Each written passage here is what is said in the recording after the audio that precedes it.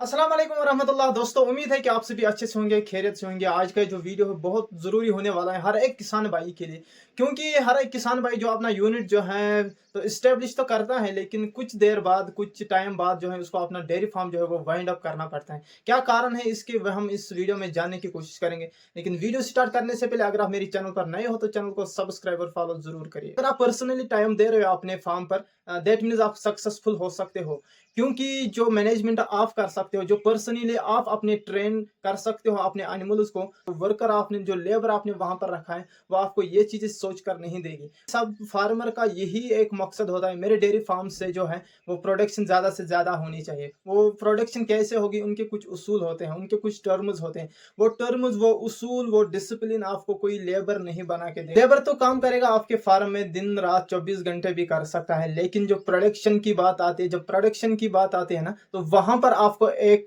जो अच्छी नस्ल की गाय है वो चूज करनी होती है। वह आपको वर्कर नहीं करके देगा, वो आपको खुद करना है, आपको खुद देखना है। इसलिए कहते हैं कि डेयरी फार्म जो है वो कुछ उसूलों पर चलता है। फॉर एग्जाम्पल, मैनेजमेंट बढ़िया होना चाहिए, ठीक है।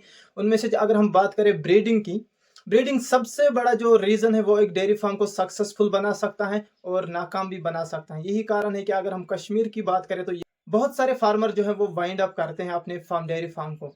कारण यही होता है कि वो अपने डेयरी फार्म पर जो अच्छी नस्ल की गाय जो है वो रख नहीं पाता है। दूसरी चीज अगर हम बात करेंगे न्यूट्रिशस की, जो अहम मुद्दा है, जो अहम एस्पेक्ट है डेयरी फार्म का, मैनेजमेंट आपको करना है, उस चीज का ख्याल आपको खुद रखना है। ये चीज अगर हम बात करेंगे इंफ्रास्ट्रक्चर की, जो मैंने पहले ही बताया था आपको, अच्छी क्वालिटी का जो शेड होना चाहिए, उसमें इंफ्रास्ट्रक्चर में आपके अपग्रेडेशन होना चाहिए, हाईटेक जो होना चाहिए।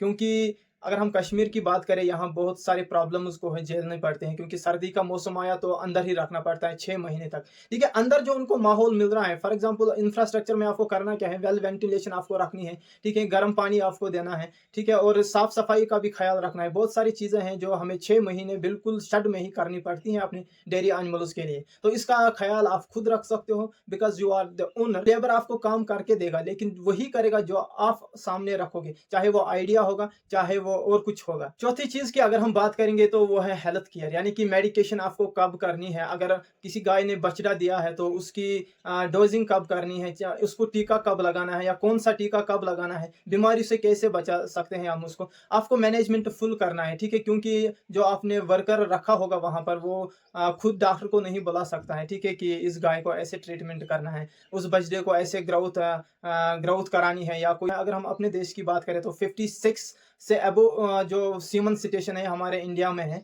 तो और बहुत सारी प्राइवेट कंपनीज भी हैं जो अपनी सीमन जो है वो सेल करते हैं। तो जो मिल्क प्रोडक्शन के लिए अपने फार्म पर जो है वो अच्छी नस्ल की गाय तैयार करनी है, तो हमें उस समय एआई करते समय ये ख्याल रखना चाहिए कि कितने प्रकार के जो है एआई सीमन आते हैं। कि फार्मर जो है वो ज्यादा पढ़ा लिखा नहीं होगा, वो कलर्स के बुनियाद पर जो है वो सीमन को नहीं पहचान सकता है। वो जरूर एक बार जो है, जो भी एआई करने आएगा, चाहे डॉक्टर साहब आएगा, चाहे कोई वेटनेरियन आएगा, उससे ज़रूर वो पता करेगा कि ये कौन सा सीमन जो आप लगवाने जा रहे हो, और मुझे कौन सा सीमन लगवाना है अपने फार्म पर, जो है कौन सी नस्ल की गाय चाहिए।